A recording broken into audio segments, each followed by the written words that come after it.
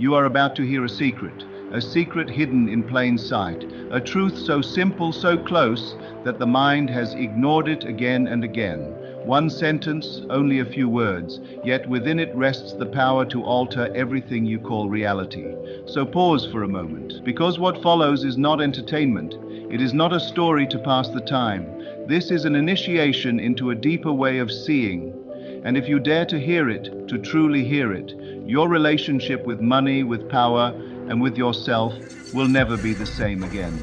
You have been told that wealth comes from effort, from the long hours, the struggle, the endless race to prove yourself worthy.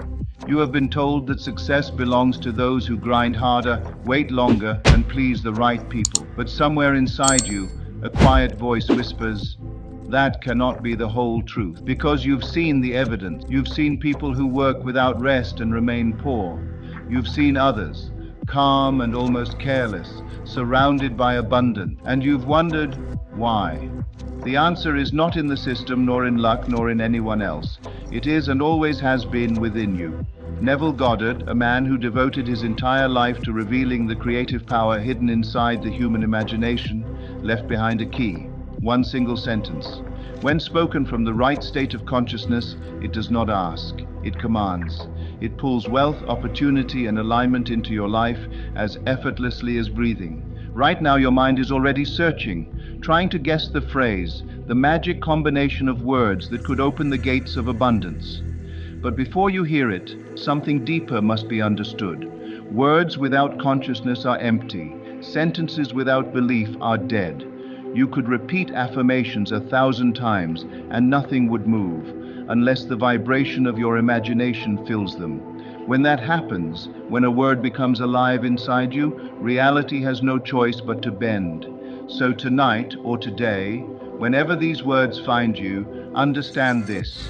You did not arrive here by coincidence.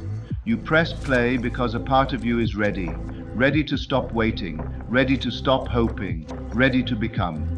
There is a point in every journey when enough is enough, when the soul decides to cross the invisible line between wanting and having. That line is before you now. Once you cross it, you will never return to the old way of seeing. Because once you witness how quickly the outer world rearranges itself to match your inner word, you cannot unknow it. Neville once said, "Your own wonderful human imagination is the only God." What did he mean?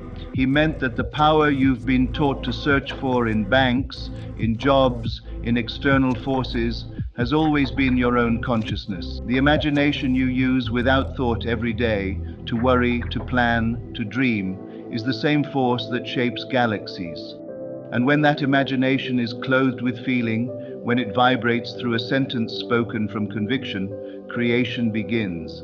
So let me ask you, are you ready to test this? Not just to listen, not just to understand, but to embody it. Because this is not theory, this is practice, it is demonstration. Words become flesh when you speak them from the end, not as one who hopes, but as one who is. You see, large sums of money are not waiting somewhere in the future. They already exist, circulating, flowing, alive. Consciousness is the magnet that draws them to you. Money is not chasing effort, it is chasing states of being. And when you embody the state of the wealthy one, when you move, speak, and breathe as if wealth were your natural atmosphere, then and only then does it appear. Take a breath. Let that truth sink into the quiet spaces of your body. You are about to hear a sentence, but not just any sentence. A sentence that carries the same power that spoke worlds into being. But before you hear it, make a promise to yourself that you will not treat it lightly, that you will not reduce it to a trick or novelty. You will let it become a doorway to something vast within you. Because this is not about attracting wealth, it is about becoming wealth. It is not about getting money, but realizing that money has always been a reflection of your own sense of being. Prosperity is not a thing to obtain, it is an identity to remember. When you claim that identity, your decisions change, your posture changes, your perception of time and effort dissolves. Life begins to flow through you instead of around you. In the next chapter, we will walk through that doorway together. You will see why Neville taught that creation is already finished, that everything you desire exists right now, awaiting your claim. And the claim is not made by hands nor by toil, but by consciousness alone. So breathe again. Relax the effort. Prepare your imagination. The moment you have been waiting for is not in the distance. It is here, in this breath, in this awareness. The mystery is unfolding. You are standing before the threshold of the word that creates, and soon you will speak it, not as one who begs, but as the one who is. You are standing before a door that cannot be seen, yet you feel it there, waiting, pulsing, alive. On one side of this invisible threshold is the life you've known, the endless chase, the quiet doubts, the feeling that wealth belongs to others. On the other side lies something different, a state of being where abundance flows naturally, where effort becomes alignment, where what you desire simply answers. And between those two worlds stands a single sentence, just a few words, yet they hold the weight of gold. Why would a sentence hold power? Because words are not just sounds, they are containers of consciousness. They are living vibrations shaped by belief. Every empire, every religion, every movement that changed the world began with a few spoken words. Words that carried the energy of conviction. Neville Goddard understood this truth. He taught that everything already exists, that creation is finished, and that what you call manifesting is simply claiming what has always been yours. But the claim cannot be made through struggle or fear. It is made through awareness, and awareness speaks through the word. Think about your own life for a moment. How many sentences have shaped your destiny? Maybe you heard your parents say, "We can't afford that," and those words took root. Or perhaps you whispered to yourself, "I'm not good with money," and that sentence became a silent program replaying in the background of every decision you made. Without realizing it, you've been living under the spell of words, some spoken to you, some spoken by you. Invisible phrases have written the script of your financial life. But here's the truth. If words built the prison, words can open the door. Imagine a sentence so alive, so saturated with wealth consciousness, that the walls of lack begin to dissolve the moment you speak it. Imagine the feeling of freedom as you realize you are no longer bound by the beliefs that were never truly yours. Family stories, social conditioning, cultural myths about struggle and worth. You have been hypnotized by these narratives since childhood, but tonight the spell begins to break. Neville said, "The feeling of the wish fulfilled, if persisted in, becomes fact." That single idea holds the essence of all transformation. It means you do not attract what you want, you attract what you are being. The moment you assume the state of the wealthy one, reality reorganizes to match it. But this is not something you force. It's not a mental trick or a false positivity exercise. It's a shift of identity, a movement within. You are learning to speak not from desire, but from fulfillment. Most people use words as descriptions of what they see. They look at their empty account and say, "I'm broke." They feel the truth of that statement and believe they are being honest. But what they don't realize is that every time they speak from lack, they are planting seeds of more lack. The universe is not judging or denying. It simply mirrors the vibration it receives. Your word is your command, and your feeling gives it form. When Neville said, "Creation is finished," he wasn't speaking poetically. He meant that every possible state already exists in infinite potential. The wealthy you, the poor you, the joyful you, the fearful you, all exist simultaneously. You move between them by where you place your consciousness. And language, when felt deeply, is the steering wheel of consciousness. So tonight I invite you to experiment with awareness. Watch how you speak about money, how you think about abundance. Catch the small sentences that leak doubt, the quiet habitual murmurs like, "I never have enough," or "money doesn't come easily." Each one is a command to the unseen forces of your reality. You have been ordering lack without realizing it, but just as easily you can command wealth. This is the preparation before the mystery sentence reveals itself. If you hear it without understanding, it will pass through you like air. But if you prepare the soil of your mind, the seed will take root. So begin now by cleansing your words. Speak gently to yourself. Replace descriptions of struggle with declarations of power. Instead of "I can't afford this," try "My supply is infinite." Instead of "I hope it works," say "It is already done." Each new word becomes a small act of rebellion against the old story. As you do this, something subtle begins to shift. You start feeling a quiet strength rising from within, the realization that you are not at the mercy of circumstances. You are the cause, you are the dreamer of the dream. When you change your inner conversation, you change the world that reflects it. So let us continue deeper. In the next part, we will step closer to the sentence itself, the key that unlocks the flow of wealth, not by asking, but by being. But for now, remember this. You have always been speaking spells. Every word you have uttered has been a prophecy, shaping your path. The only question is, will you keep repeating the old incantations of lack, or will you begin to speak the language of abundance? The choice, as always, is yours. You are ready now. The ground of your mind has been prepared, the old words have begun to lose their grip, and a new awareness is quietly unfolding. You begin to sense it, that wealth is not something to chase, but something to embody. Tonight you are going to understand why. Neville Goddard taught that the word is not separate from the world, that every event, every encounter, every amount of money that enters your life is the echo of an inner word once spoken. The universe does not act randomly, it mirrors consciousness. Every sentence you've ever believed in has shaped the texture of your days. But there is one truth that dissolves all confusion. Creation is finished. This means that every possibility, every version of you, every fortune, every opportunity already exists. You are not creating something new, you are selecting from what already is. Imagine walking through a vast library filled with infinite books. Each book contains a complete version of your life. Some pages describe struggle, others abundance, others peace, others loss. You cannot change the words written inside them, but you can choose which book you open and read. That choice happens through your state of consciousness, the way you feel, the words you accept as true, the self you decide to embody. When you understand this, effort begins to lose its meaning. You stop fighting the current of life. You realize that your task is not to make things happen, but to align with the reality that already holds what you desire.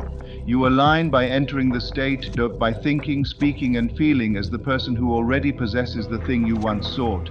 This is why Neville insisted that feeling is the secret. Because without emotion, words are like empty shells.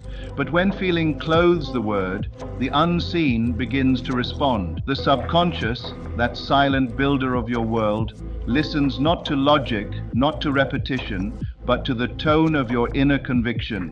When you say, "I have it now," and feel that it is already true, your subconscious accepts it as fact. And because the subconscious controls all movement, it arranges people, events, and coincidences to make your inner truth visible. You may ask, but what about reality? What about the evidence I see?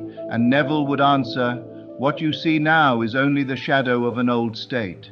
The world you wake up to each day is the delayed photograph of what you felt yesterday. It is never immediate. By the time something appears in the outer world, it has already been completed in the inner world. This is why change must begin within, not outside. Think of how many people try to reverse the order. They work harder, complain louder, pray with desperation, hoping the outer will change first. But the law of consciousness is unbreakable. The outer must follow the inner, never the other way around. To keep begging reality to shift is to confess that you have forgotten who you are, the one who has never begs, the one who has never waits. And so we return to the word. The word is not merely spoken through the lips, it is spoken through attention, through imagination, through silent assumption. Every time you dwell on an image of lack, you are uttering the inner word of "I don't have." Every time you imagine yourself struggling, you are repeating the phrase, "I am not enough." But when you deliberately shift to the end, when you picture the scene of fulfillment, when you speak from that feeling, you declare a new word, and that word begins to take flesh.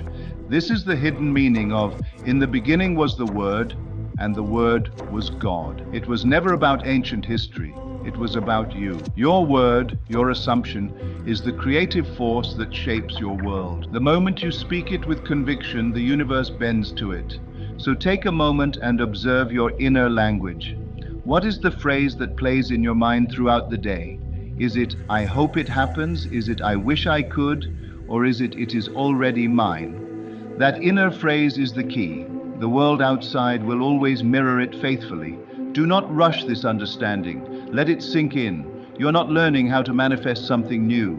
You are remembering that everything already exists, waiting for you to accept it as true. When you finally understand that, there is no need to chase, no need to prove, no need to force. You simply select by feeling, by faith, by word.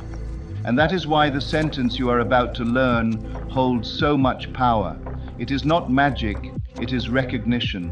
It reminds the mind of what the soul has always known, that abundance is here, now, within.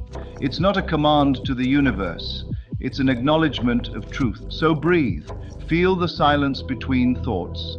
The next time we meet, we will unveil the sentence itself, the living phrase that shifts you instantly from desire to fulfillment. But for now, stay with this awareness. You are already the cause, never the effect. And your word, the quiet, conscious word you choose, is the bridge between the unseen and the seen. The moment has come to step closer. You have walked through understanding and preparation. Now you stand at the edge of revelation. Until this point, we have spoken about words, how they shape reality, how they echo through your subconscious, how they mold the invisible substance of life. But tonight, we enter the space where words turn into power, where imagination fuses with belief and begins to breathe. Neville Goddard often spoke of living in the end. It is one of his simplest teachings, and yet one of the hardest to grasp fully. To live in the end means to occupy, emotionally and mentally, the final state, the state where your desire is already fulfilled. It is not about hoping for something to happen. It is about being the person for whom it has already happened. Every time you assume that feeling, you speak a silent command to the universe. This is where the mystery of the sentence takes shape. But before you can truly speak it, you must understand its foundation. The world does not respond to your words alone. It responds to the being that speaks them. When you say, "I am wealthy," from a state of lack, the universe mirrors lack. When you whisper the same words from a state of calm certainty, reality reorganizes to match it. The shift is invisible, but absolute. Neville used to tell his students, "You must become the one who already has." He wasn't asking you to pretend. Pretending implies that what you desire is still absent. He was teaching you to adopt the feeling as real. There's a subtle difference between imagining to get and imagining from having. One reaches outward, the other creates inward. Close your eyes for a moment and picture it. Not the process of earning, not the waiting for opportunities, but the end itself. The moment after your wish has already been fulfilled. How do you feel in that scene? Peaceful, grateful, powerful. That emotion is the language of creation. That is the signal your subconscious reads as fact. The outer world then begins to move accordingly, without your effort or awareness. Every result in your life right now is the crystallization of a past state. Look around you, your surroundings, your job, your relationships, your finances. They are simply the physical residue of who you have believed yourself to be. When you change that inner conviction, the outer must dissolve and reform. It cannot resist, because consciousness is the only cause. This is why repeating empty affirmations rarely works. You can say, "I am rich" 10,000 times, but if your emotions remain rooted in worry and disbelief, your words float on the surface of your mind, never reaching the depths where reality is shaped. Neville compared this to planting a seed on stone. No matter how often you water it, it cannot grow. The seed of a new reality must be planted in the soft, fertile soil of conviction. And conviction is feeling. So before you can speak the sacred sentence, you must learn how to feel it true. Not to force emotion, but to relax into it. Because feeling is not something you generate. It is something you allow. It arises naturally when you stop doubting, when you release the need to control the outcome, when you quietly accept that it is already done. Think of a time when you received something you deeply desired, a message, a gift, a sign. Remember that moment of quiet relief, the exhale that follows fulfillment.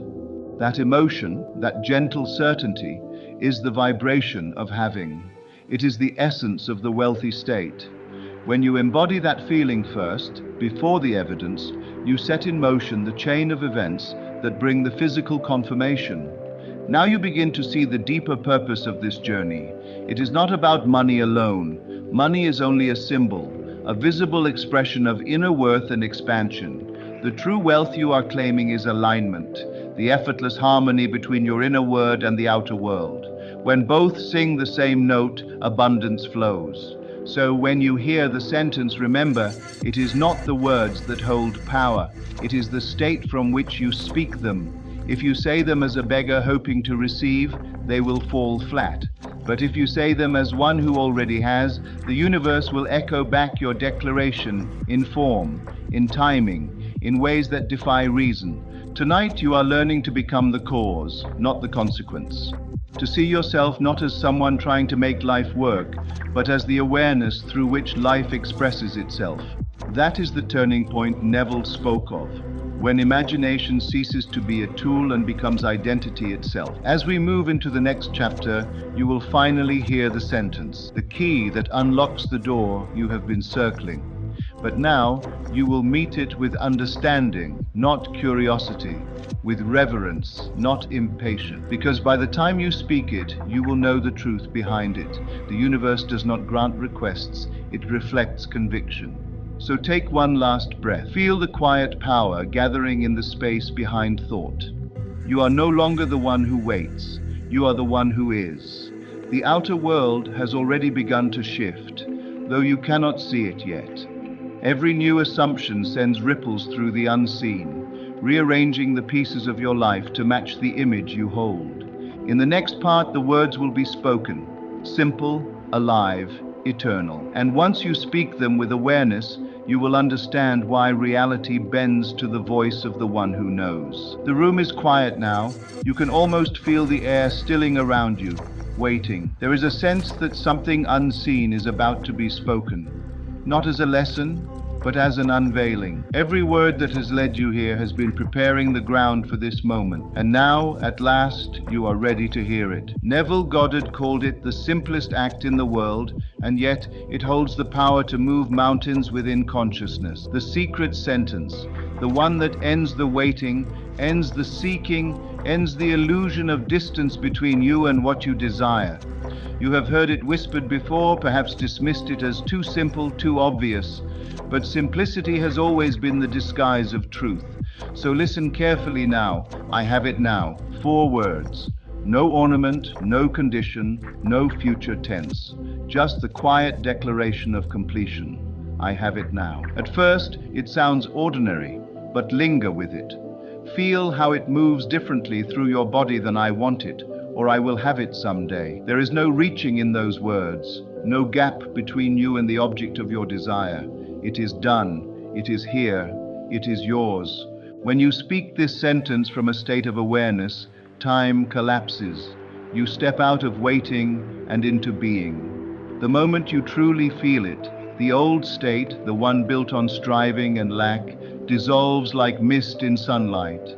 And this is where the real magic of consciousness begins, because what you call reality is not solid.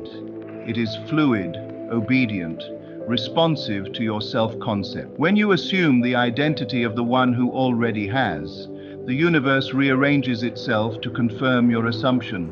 People move, opportunities appear, ideas flash, but none of it comes from outside. It is the reflection of the inner sentence taking form. Think for a moment how much of your life has been lived in waiting. Waiting for the job, the opportunity, the raise, the breakthrough. All of that waiting was built on one subtle belief that you did not yet have. You prayed from emptiness. You acted from effort. You spoke from distance. But when you say, "I have it now," you reverse the current. You are no longer chasing creation, you are creation. This sentence is not a wish, it is not a spell, it is a statement of identity. Because wealth is not something you acquire, it is something you recognize within yourself. When you say, "I have it now," you are not lying to yourself. You are revealing the truth that the rational mind has been too afraid to see, that the invisible always precedes the visible, and possession begins in consciousness. So pause, whisper it softly to yourself, "I have it now." Don't rush, let the words settle into your chest. Feel how they open something within you, as if space expands behind your ribs. There is no strain in them, only quiet certainty. That calmness you feel is not imagination, it is alignment. It is the vibration of the end already reached. Now imagine for a moment the life that matches that statement. If you truly have it now, how would you walk into a room? How would you breathe, make decisions, speak to others? Would there be hesitation, fear, doubt? Or would there be ease, confidence, generosity? The outer habits of the wealthy one are born from the inner feeling of completion. When you begin to live from this place, not forcing, not pretending, but being, money becomes secondary. It flows naturally, as a reflection of the state you inhabit.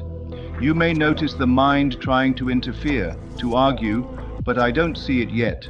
That is the voice of the old identity. Do not fight it. Simply observe it and return to the sentence. I have it now. The more you dwell in that feeling, the faster the old patterns fade. The subconscious, once saturated with a new assumption, obeys without resistance. Neville often said, "The moment you accept the wish fulfilled, you are possessed by it." Meaning, you no longer try to manifest, you become the manifestation. Every action, thought, and encounter flows from that new center. You stop asking when it will come, because the question itself no longer makes sense. The wealth is not coming, it is. And here lies the greatest paradox. When you stop needing it, it arrives. Because needing implies absence, while gratitude implies presence. The one who has never begs. They simply give thanks. They move as if the world were already theirs. And in that movement, the world rearranges to match the assumption. So tonight, practice this not as repetition, but as immersion. Before you sleep, before your mind drifts into the softness of dreams, whisper it once more. I have it now. Picture the scene of fulfillment, the account full, the letter received, the debt cleared, the freedom felt. But more important than the image, feel the tone of finality, the sweet relief that says, it's done. This is not fantasy, it is law. Feeling creates the state, and the state creates the world. Every time you enter that feeling, even for a moment, you are building the pattern that will soon harden into fact. Let this be your quiet practice in the hours ahead. Not effort, not struggle, just awareness. Whenever the old voice of doubt returns, meet it gently with the truth. I have it now. Because the universe does not hear words, it hears being. And when being says, with conviction and calm certainty, I have it now, reality answers, yes, you do. Something begins to shift the moment those four words leave your lips. I have it now. It is subtle at first, a calmness, a loosening of the constant inner tension that has ruled you for years. You no longer feel like you're chasing something that keeps moving away from you. For the first time, there is stillness. Not the stillness of emptiness, but the stillness of power. It feels as if the entire universe pauses to listen. Because when you speak from completion, the world listens differently. This is the real work Neville Goddard pointed toward, the art of remaining faithful to the state of the wish fulfilled. To speak the words once is easy, to live them is mastery. When you say, I have it now, you step into a new identity. But identities are not held by logic, they are held by feeling. The mind may understand the concept, but it is the heart, the emotional center, that gives it life. So how do you sustain this new state without falling back into the old one? The answer is awareness. Every day you are offered hundreds of small invitations to forget who you are. A bill, a doubt, a moment of comparison, a memory of struggle. Each one whispers, "See, you don't have it." But awareness allows you to choose again, to return to the end. Every time you notice yourself drifting into lack, pause and gently realign. Whisper within number, "I have it now." This simple return, practiced again and again, is how new realities harden into fact. Neville called it persistence in the assumption. It is not a fight against what you see. It is a quiet refusal to be hypnotized by appearances, because the outer world is slow. It lags behind consciousness. The seed you planted the moment you said, "I have it now," is already growing beneath the surface. You cannot yet see its leaves, but life is moving in the invisible. Understand this: feeling is the bridge between imagination and form. When you sustain the feeling of fulfillment, even for a few moments each day, you are impressing the subconscious with a new law. And the subconscious, indifferent, precise, creative, begins to rearrange your outer world accordingly. People, circumstances, opportunities start to appear, but they do not come as miracles from above. They are drawn by resonance. You become magnetic to everything that matches your new vibration. This is why Neville warned against effort. Strain belongs to the old self, the one who still believes in separation. The new self moves from ease.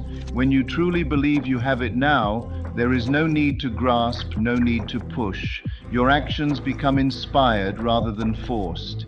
You pick up the phone at the perfect moment, you walk into the right room, you speak to the right person. These are not coincidences, they are confirmations. The power of this practice lies in its quietness. There is no need to announce it, to prove it, or to convince anyone. The creative process happens in silence, in the intimate space of your own consciousness. You could sit on a park bench, close your eyes, feel wealth surrounding you, and that moment would be far more powerful than months of external effort. Because in that instant, you are aligned with the truth that creation is finished. Consider how natural it feels to say, "I am tired," or "I am hungry." You don't question those statements because they feel true. Now imagine, "I am wealthy," or "I have it now," carrying that same naturalness. Not exaggerated, not forced, simply real. When the feeling becomes that ordinary, that effortless manifestation becomes automatic. Remember, what you feel to be true is what your world must reflect. It is law. The universe cannot resist the authority of an assumed identity. You do not have to know how the money will come, or through whom, or when. Those details are the domain of the subconscious. Your only task is to maintain the end, to live as the one who already has. So let's ground this. Picture yourself tomorrow morning, waking up. Before the mind rushes to recall the old story, the bills, the deadlines, the worries, pause, breathe deeply. Feel the reality of those words filling the room like sunlight. "I have it now." Don't analyze, don't question. Simply be in that vibration for a few seconds. Let it become your new baseline. Then go about your day. The more you return to that feeling, the faster your outer world synchronizes with it. Neville often compared this process to acting. The actor who plays a role fully, with emotion and conviction, begins to feel as the character feels.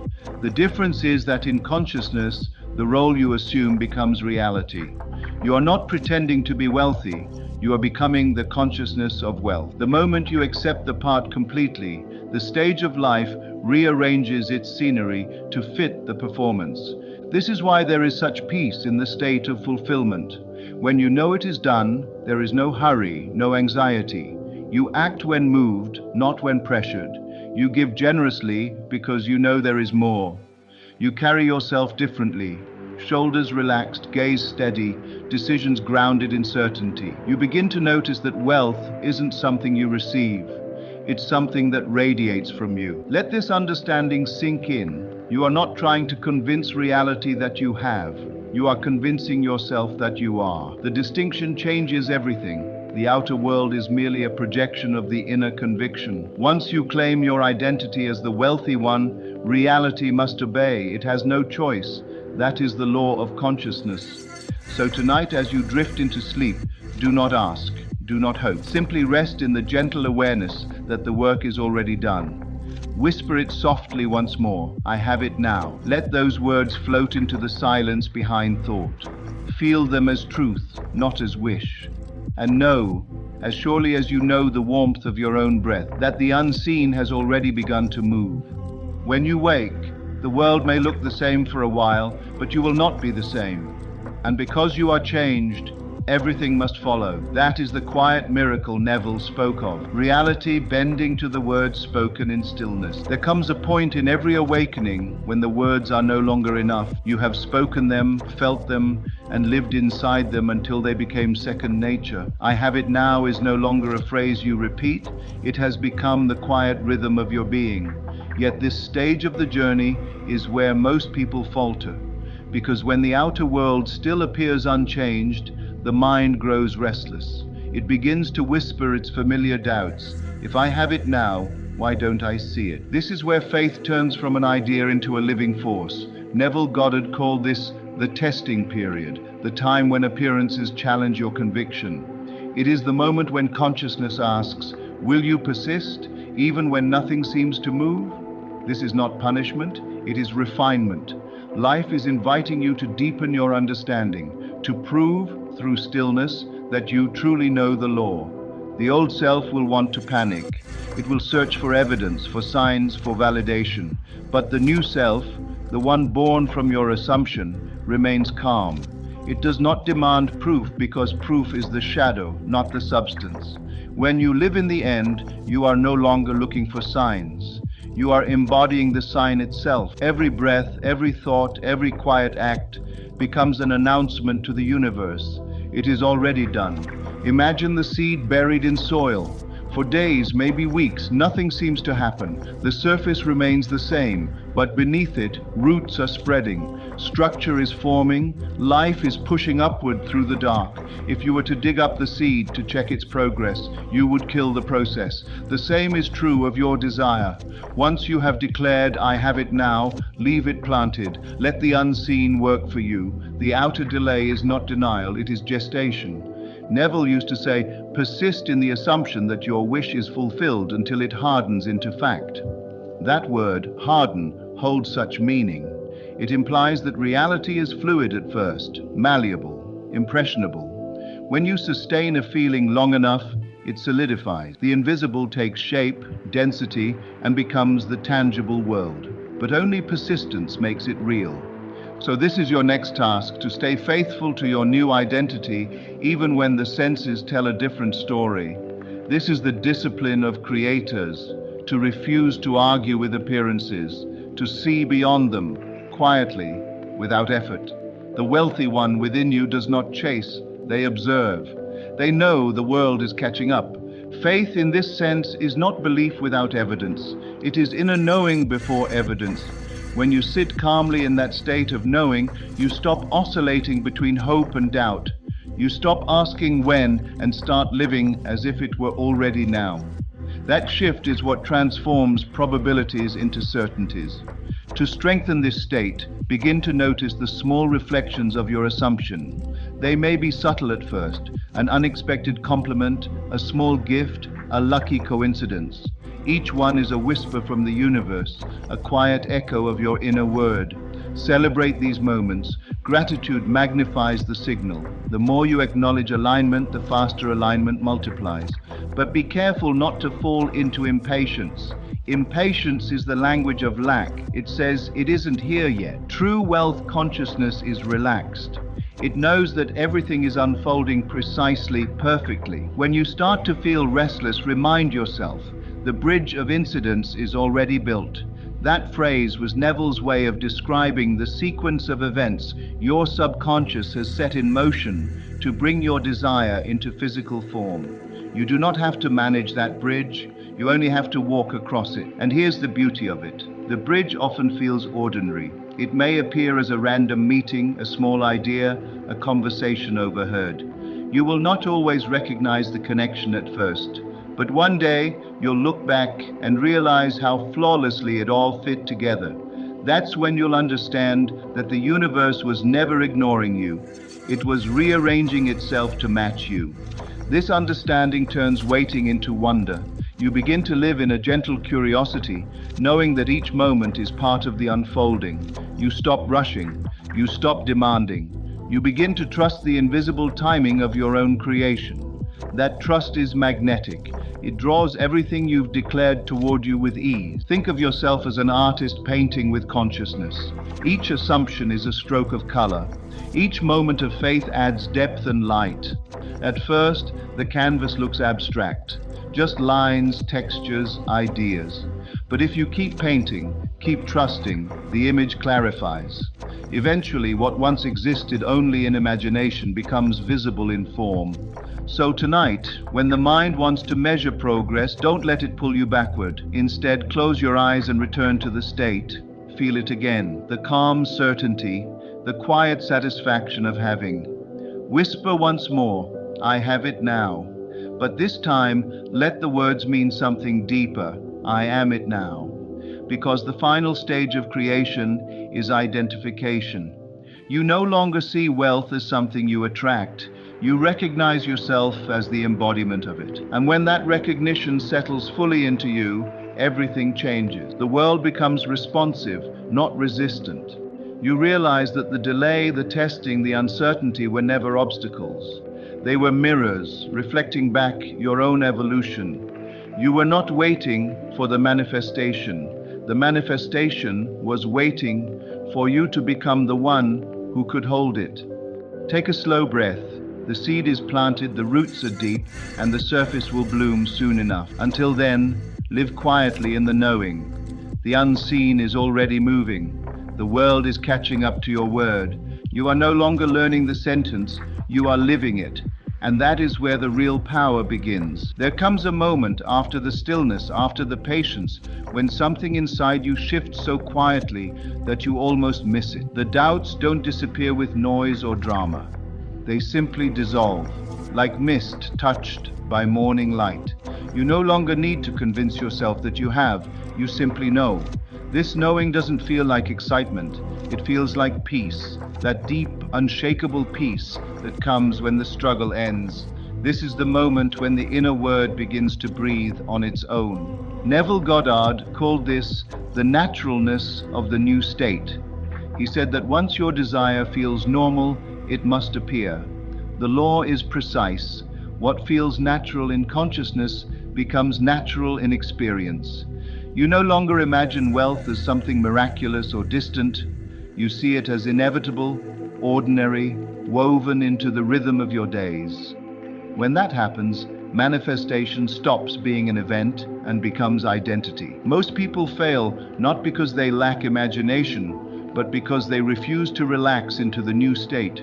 They chase their desires as if they were running after a train already in motion, instead of realizing that the train is their own consciousness and they have always been the driver. The more they chase, the more the illusion of distance grows. The ones who succeed are the ones who stop chasing.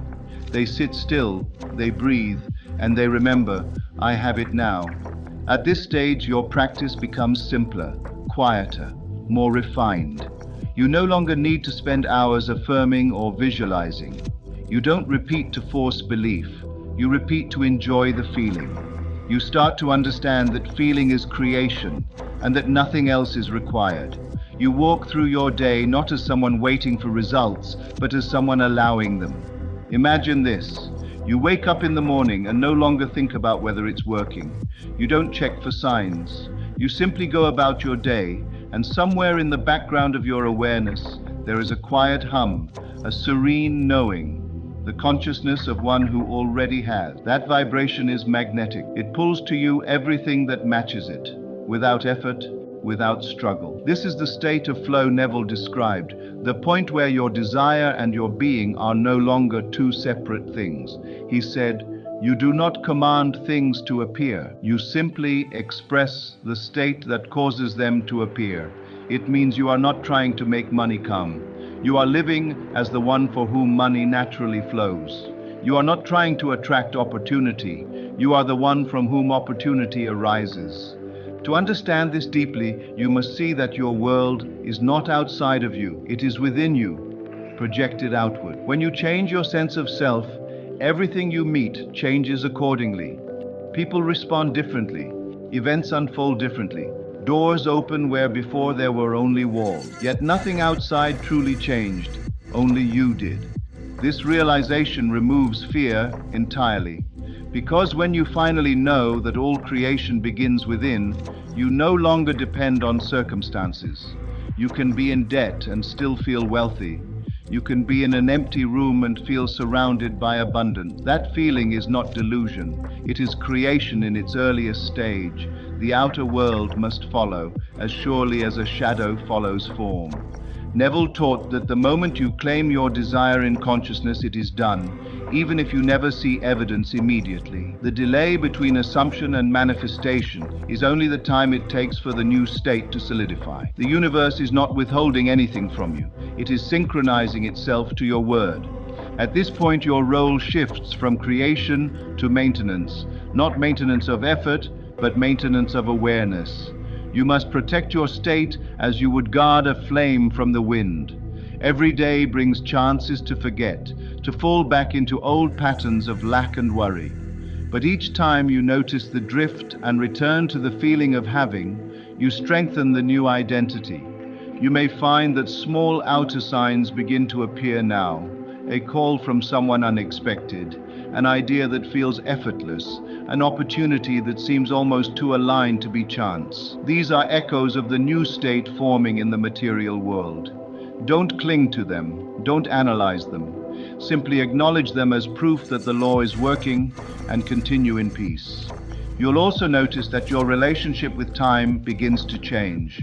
The more you live in fulfillment, the less you care about when. Time loses its authority because the end already exists within you. You move through the world with a quiet confidence that everything is unfolding perfectly. That calmness is not passivity, it's power. When you live in that awareness, you become unshakable. Challenges may arise, but they no longer frighten you. They are no longer signs of failure, but movements of adjustment. The universe rearranging itself to match your new vibration. You stop reacting to every small fluctuation and instead rest in the constant knowing. I have it now. This is the hidden meaning behind Neville's words. Assume the feeling of the wish fulfilled and continue therein. To continue therein means to dwell in it even when nothing seems to happen, even when the old reality still lingers. Because every time you hold that inner conviction, you are building the bridge that carries you to its physical expression. So if you find yourself tempted to doubt, remember, doubt is not truth. It is just an echo of the past self trying to survive. Do not fight it, simply observe it, smile at it, and return to your center. Return to having. The old story cannot survive your indifference. It fades only when you stop feeding it. And as the days pass, you will notice something beautiful. You no longer even need to say the words. The sentence has dissolved into being. You have become the very energy you once tried to summon. You are no longer affirming wealth, you are wealth. You are no longer calling abundance, you radiate it. The practice has become identity. From this state, everything changes effortlessly. Money, opportunities, relationships, they no longer feel like miracles, but like natural consequences of who you are. And you understand at last what Neville meant when he said, "You cannot have what you are not willing to become. You have become it. You are it." So take a breath and feel this truth in the quiet of your heart. There is nothing left to chase. The dream you once reached for is now reaching through you. The world outside is only beginning to reflect what you have already accepted within. Stay calm, stay steady, stay faithful. Because now you are not creating the state, you are living as it. And soon the world will bow to the authority of your assumption and whisper back to you in form, yes, you have it now.